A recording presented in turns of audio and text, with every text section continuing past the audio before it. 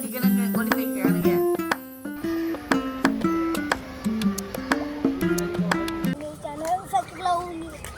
Hi everyone. Ya, मैं ऐसे ना वो वीडियो बुदना लाए हैं. जे चानू पी ट्यूशन थी लोग हैं.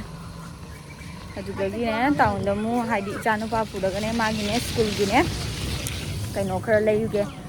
हाइडी मागी स्कूल की खंगाव दो. अदो खरा कहीं न तौरे आबा पिए आबा. अदो मखक लौरुगे. चानू पी आने ट्यूशन थी लंदे नहीं आबा.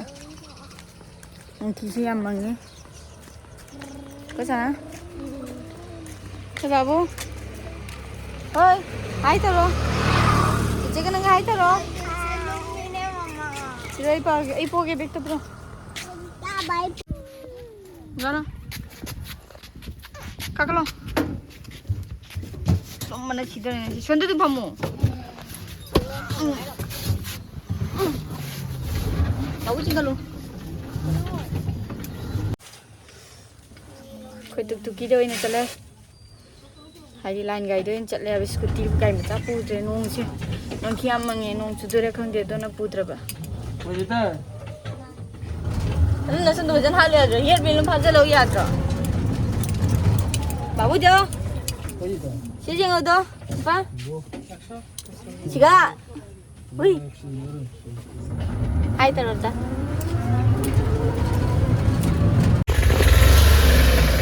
bagi lambi tinggi loy kita lama.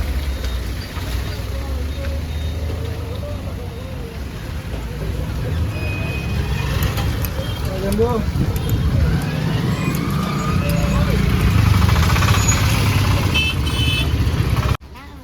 Ini jangan pergi tuition apa mi awal dore hari mai gali tu canggih ya ba.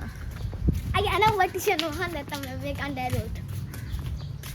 Tuition sekarang lap ya ba, dono ne. Hoi du di la pe ya na chu je lambi ne ma phat ta ba na ice cream चानी है इन उंगजू जे जान पास लगा school में जाने तब भी ओए Shiga देखो साइड कहीं नो शेजिंग हो मखों ले खोम तो कनी हूं शेजिंग हमारे का मादा हुई ले हुई ने चिकला कनी मोय मिशे दे दे वे चंदना हां हे होती है वाह वाह टिकटॉक है हां बा करी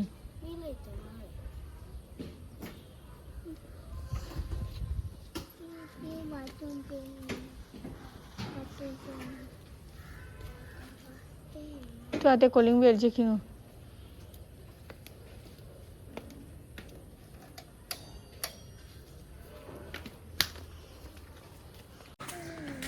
तो जी चानू की ट्यूशन तो था में चानू पा गई गनो मागी स्कूल की ड्रेस संतंग देखी ये खंगाव नहीं अब ये ना के तो दो मम्मा ओए जुम पे शिवागा वाह रे जिम चले छी वाह दे दा ओ आइसक्रीम चार जुम ले छे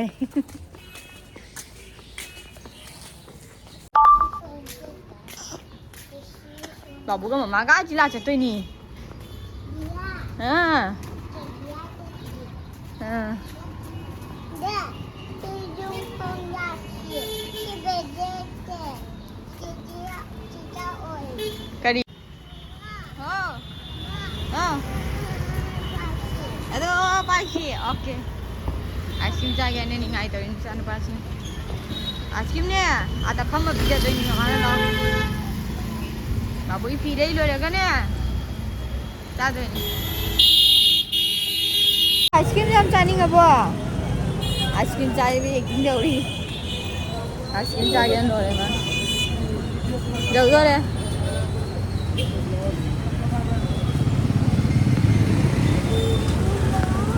तेरे ला लो nong jura kada hangge nong na pura pumom me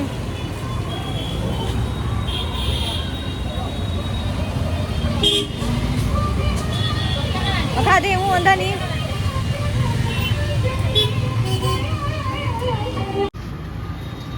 दुकान तो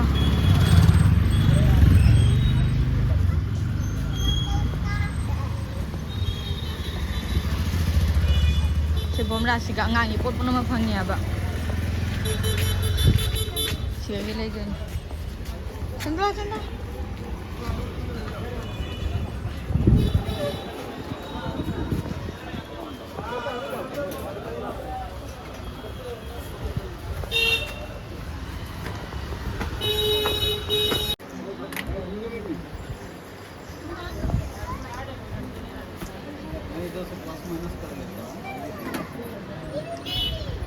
बाबू छोड़ दे चला क्लास 9 of the ना 10 of the लेसे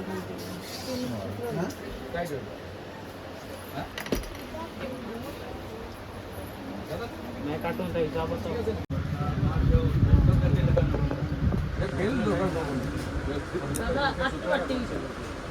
काम अब से फमा लाओ से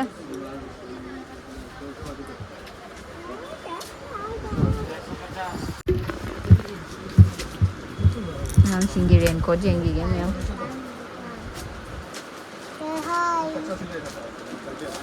करी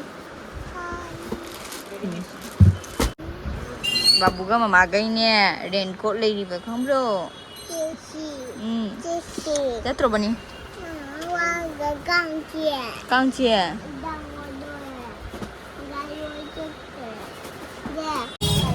जी पोले बेलोइना थोले जानु पासी जागे गासी जाबम दम पुरीबा ममा तोरे आबनु खांगरे बाबू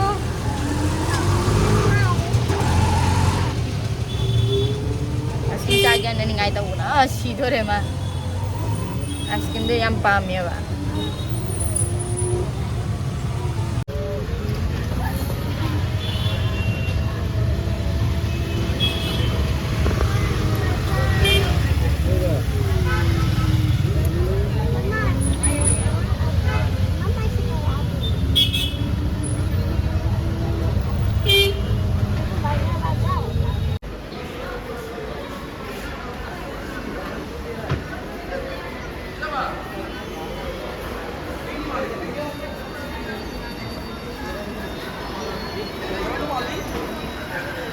hai taro mada oi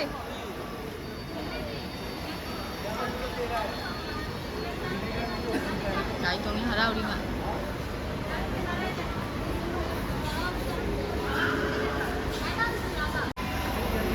बाबू इस सारी का ऑर्डर नहीं होता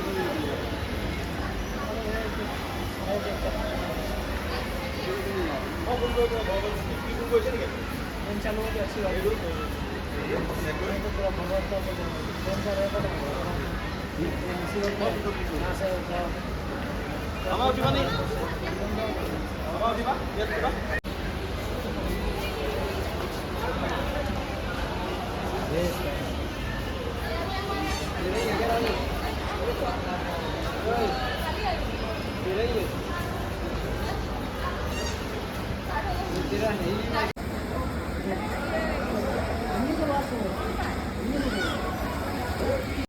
자, 좀 더 짜는 왜 니지 싫어? 아?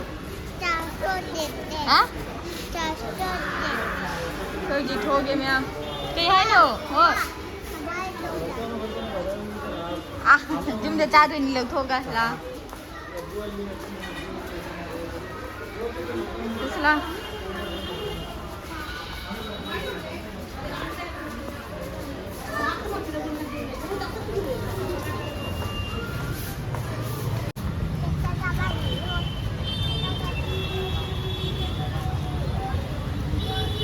tôi chỉ dùng hình là đi mẹ mâm su mâm mẹ bà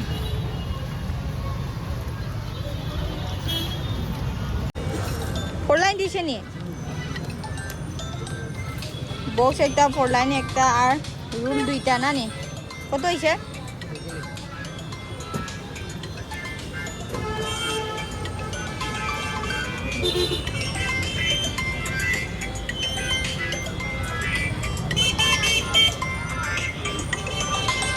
ꯉꯥꯃꯦ ꯍꯧꯖꯤꯛ ꯌꯨꯝ ꯌꯧꯔꯛꯇ ꯉꯥꯏꯔꯤ ꯇꯣ ꯀꯩꯀꯩ ꯂꯩꯔꯛꯄꯗꯣ ꯑꯗꯨꯝ ꯌꯦꯡꯍꯜꯂꯛꯀꯦ ꯅꯨꯡꯗꯥꯡ ꯑꯣꯏꯔꯦꯕ ꯃꯝꯃꯦꯕ ꯑꯗꯨꯅꯅꯦ ꯂꯝꯕꯤꯗꯗꯤ ꯚꯤꯗꯤꯑꯣ ꯂꯧꯕ ꯉꯝꯗ꯭ꯔꯦ ꯀꯩꯁꯨꯝ ꯂꯩꯔꯛꯇꯦꯗ ꯑꯉꯥꯡꯁꯤꯡꯒꯤ ꯐꯤ ꯈꯔ ꯂꯩꯔꯦ ꯐꯤ ꯍꯥꯏꯕꯗꯤꯅꯦ ꯔꯦꯟꯀꯣꯠꯀ ꯑꯗꯨꯒ ꯏꯆꯥꯅꯨꯄꯥꯒꯤ ꯈꯣꯡꯒ꯭ꯔꯥꯎꯗꯨꯒ ꯑꯗꯨ ꯈꯛꯇꯪꯅꯤ ꯌꯦꯡꯍꯜꯂꯛꯀꯦ Maka mau macam siapa ada tu? Halo. ꯂꯩꯔꯦ ꯏꯆꯥꯅꯨꯄꯥꯒꯤ ꯈꯣꯡꯒ꯭ꯔꯥꯎ ꯍꯥꯞꯄꯦꯟꯅꯦꯕ ꯂꯩꯔꯤꯗꯣ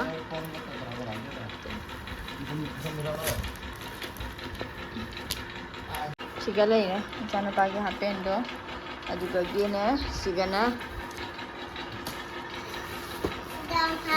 ꯑꯁꯤꯅ ꯑꯩꯒꯤꯁꯨ ꯂꯩꯔꯛꯏꯅꯦꯕ ꯔꯦꯟꯀꯣꯠꯇꯣ ꯍꯥꯏꯗꯤ ꯒꯥꯔꯤ ꯃꯆꯥ ꯊꯧꯕꯗ ꯅꯣꯡ ꯆꯨꯔꯒ ꯅꯨꯡꯉꯥꯏꯇꯦ ꯑꯩꯅꯅꯦ ꯑꯉꯥꯡ ꯇ꯭ꯌꯨꯁꯟ ꯊꯤꯟꯗꯣꯛ ꯊꯤꯟꯖꯤꯟꯗ ꯁꯤꯗ ꯂꯩꯔꯦ ꯑꯩꯒꯤꯗꯣ ꯑꯗꯩ ꯁꯤꯅ 이자누피기 한국어 바이 좀 두들고 Di sini lagi. Tinggal lakukan ini. 지금은 신의 바보기니 시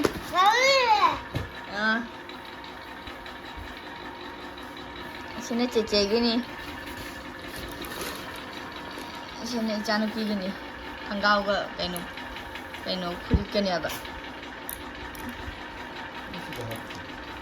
또는 그전에 왜 용쟁되는 왜 하전은 왜 이거는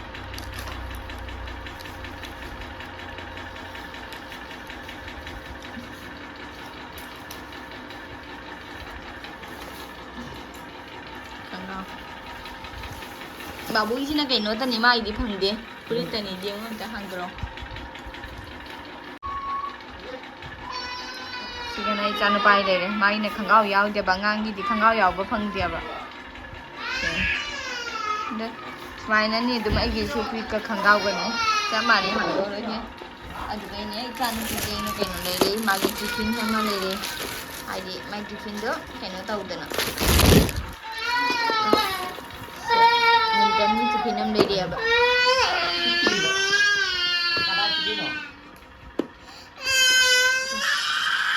Antara tu, macam mas kaya awal dia, tu ingat. Masuk jadi di. Cara yang ni saya cakap. Babu itu ni lina jeng. Mama jangan jauh dah sih kasih. Aduh atang ni, awak mesti jual lori, jauh bibi itu tu ini. Lasting way dia, atang ni jeng lori dah, Pak. Ini jangan nawan. Maka lo tahu tu na. Nabo na lila foto thara, masih batung kare. Tu pijau dah le, lo dah dah. Tu rengkot ada tu pijau tu ni. Rengkot apa? Nak kok jual lagi kena qualify kena ke? Ngau buat ngau tu. Kaino. Nah, pagcare.